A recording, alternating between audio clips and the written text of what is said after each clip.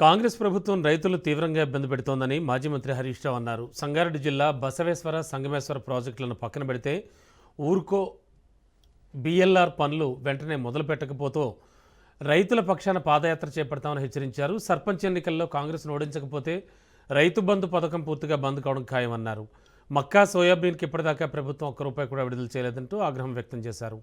పంట కొనుగోలు చేసిన 48 గంటల్లో చెల్లింపులు చేస్తున్నామన్న సీఎం 48 రోజులు అయిపోయినా ఇప్పటివరకు రూపాయి కూడా చెల్లించలేదని మండిపడ్డారు. సాగు చేసిన భూమికే రైతు బంధు ఇస్తామని చావు కబురు చల్లగా చెప్పారన్నారు. 11 సార్లు రైతు బంధు ఇచ్చామన్నారు హరీష్ రావు. కరోనా కష్టకాలంలో కూడా రైతులకు రైతు బంధును కేసీఆర్ ప్రభుత్వం ఇచ్చిందని తెలిపారు. నువ్వు మహాలక్ష్మి ఇచ్చేదాకా అడుగుతాం, తులం బంగారం వచ్చేదాకా అడుగుతాం, రుణమాఫీ అయ్యేదాకా అడుగుతాం. రుణమాఫీ అయిందా? సగం మందికి కాదే రుణమాఫీ. రుణమాఫీ ఇస్తా అన్నాడు, పావులు చేసిండు, ముప్పావులు ఎక్కొట్టిండు.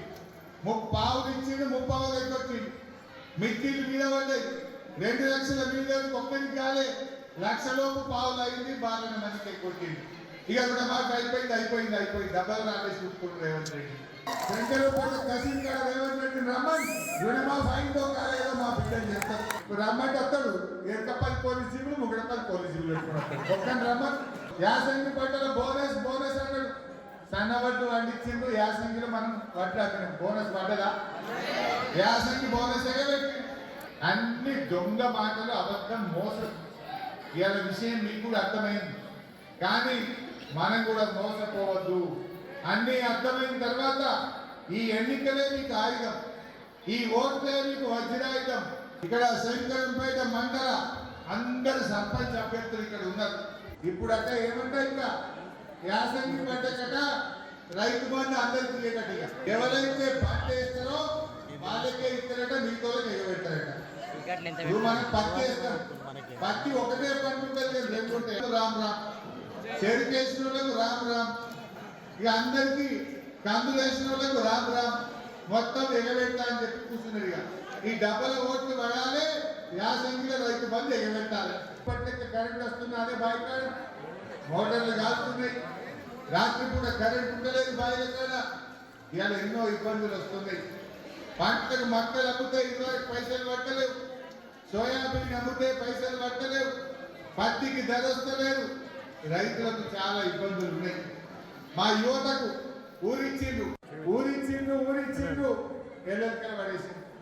అది వికసించక ముందే వాడిపోయింది రాజీవ్ యువ వికాసం. అంత బోగస్ మాటలు, అంత దోపిడి రాజ్యం వచ్చింది కాంగ్రెస్ హయాంలో.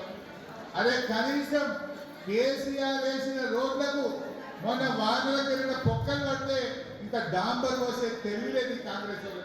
ఇవాళ అందరూ బండి మీద పడి కాలు చేతున్న పరిస్థితి ఉన్నది. ఏమైపోయింది కాంగ్రెస్ పాలన ఆలోచించింది.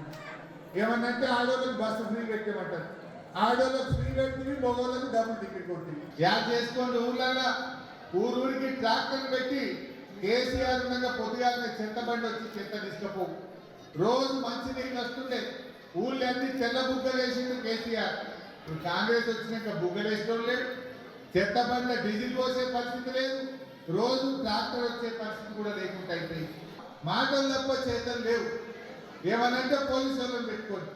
తెలంగాణ కోసం కొట్లాడిన వాళ్ళం, కాదన్న తెలంగాణ తెచ్చిన వాళ్ళం, కేసీఆర్ వారసులం, కేసీఆర్ బిడ్డలుగా, కేసీఆర్ కార్యకర్తలుగా నువ్వు ఎన్ని బెదిరించినా నిన్ను అడుగుతూనే ఉంటాం బిడ్డ.